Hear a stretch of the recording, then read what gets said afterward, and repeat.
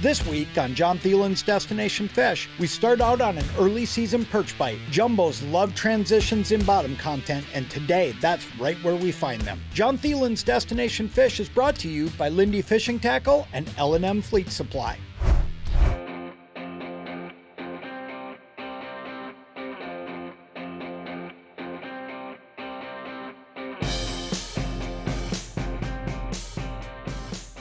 I'm out here and set up a little bit earlier than I normally would when I'm perch fishing, and I'm fishing kind of the back end of what I would call early ice. Okay, you get into this Christmas time frame, and to be honest with you, you know, there's still lakes that are just getting going ice fishing, and then there's others that have been up and running for a month. And what's going on where I'm at is it's kind of that in between, okay?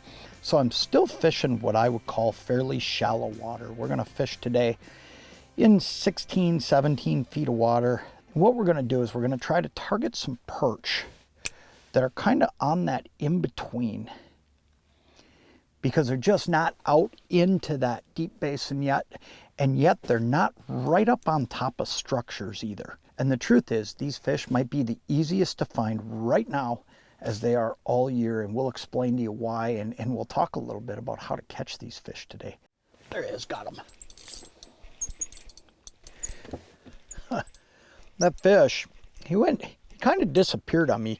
These fish aren't super active this morning. Part of that is just, I always feel like perch are more of a highlight feeder. That's one of the greatest things about perch is you have the ability to catch them throughout the day. You don't always have to rely on that low light period. Let's explain a little bit about how we're set up here and why we're set up where we are, though.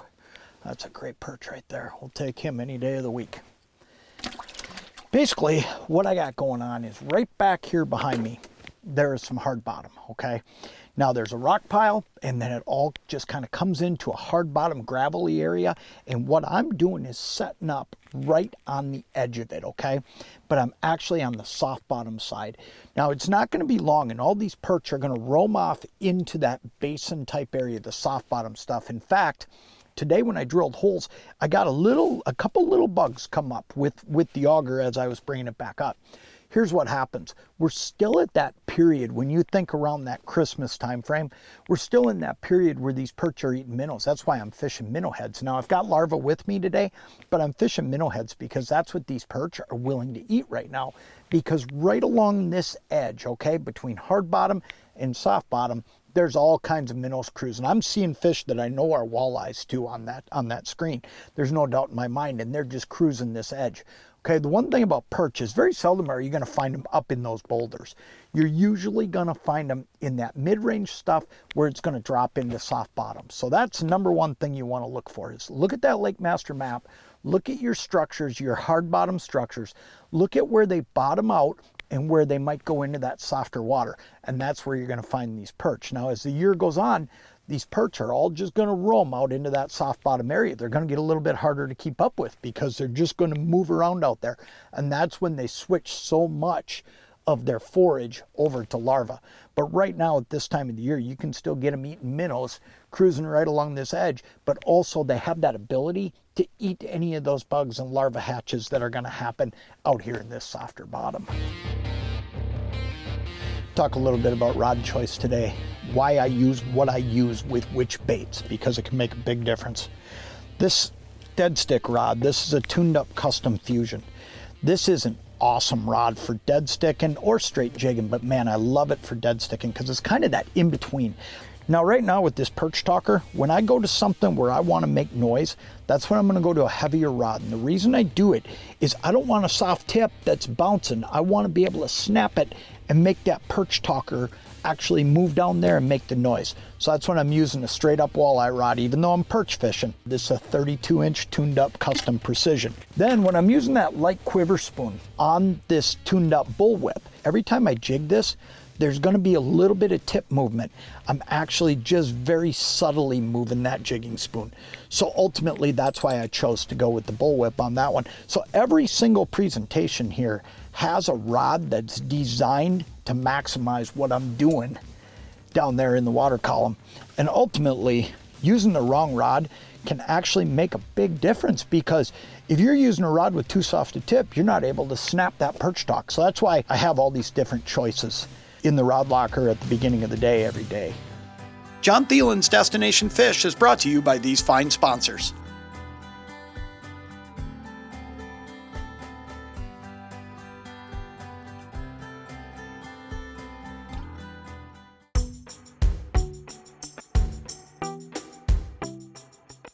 There he is, got him.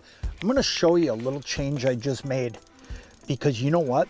This made a quick difference. Look at that. Got him. Perfect. Good perch. I'm going to show you something though. These fish are moving a little lethargically today, okay? I'm just not seeing them rolling through here the way I would expect, okay?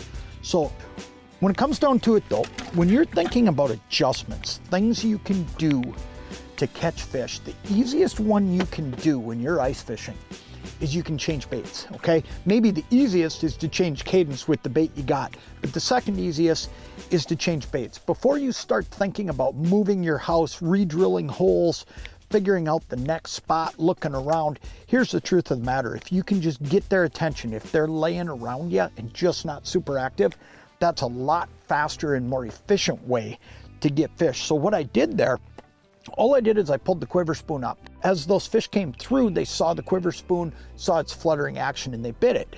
Here's what I decided to do. I went 10 minutes here, 15 minutes without any fish meandering through. So I switched over to this perch talker and I started banging that around. Now here's what that perch talker does. It's making that noise. You can hear that. And what I'm doing is banging it around and trying to get their attention, because I know there's fish in the area because I've seen them meander through. They're just sitting. They're just not super active this morning.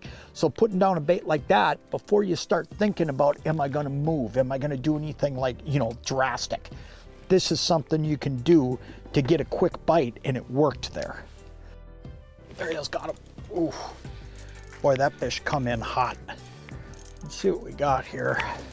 Oh, just a giant jumbo. Giant jumbo on that perch talker. Look at that. Look at this. Got another one going right here. I'm just gonna lay that right here. And in the meantime, yeah, there he's got it again. Look at that. Holy moly. Was that cool? Oh, geez, he let go of it again on me. Just hanging onto the edge of it. Come here. Wow, this fish came just railing in. And I mean, that's a big one. That is a big jumbo anywhere you go. But you know what?